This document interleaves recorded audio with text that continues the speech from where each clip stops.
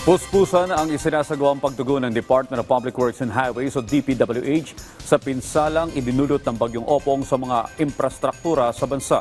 Si Bernard Ferrer sa detalye live. Rise and shine, Bernard. Audrey, sa tulong ng pamahalaan, unti-unti nang natutugunan ng mga pangunahing pangangailangan kaugnay ng epekto ng Bagyong Opong sa infrastruktura, partikular sa Masbate. Umabot na sa 31.4 million pesos ang tinatayang halaga ng napinsalang infrastruktura sa lalawigan ng Masbate dahil sa Bagyong Opong. Sa ulat mula kay Governor Richard Go, nasa 2,437 na kabayan ang tuluyang nasira habang 9,006 naman ang bahagyang napinsala. Tinatayang nasa 44,536 na pamilya o katumbas ng 157,849 individual ang epektado sa buong probinsya. Ayon pa sa gobernador, patuloy na nangangailangan ng Masbate ng iba't ibang uri ng tulong tulad ng malinis na tubig, mga generator at non-food items. Kinakailangan din na maibalik ang kuryente at komunikasyon at pagsasagawa ng green operations sa mga kalsada.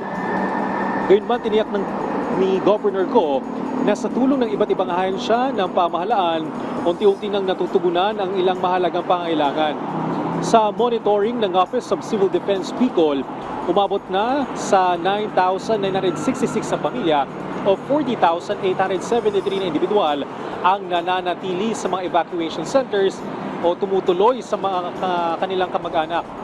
Naitala rin ng OCD ang 7 insidente ng pagbaha at isang kaso ng pagguho ng lupa sa Rion.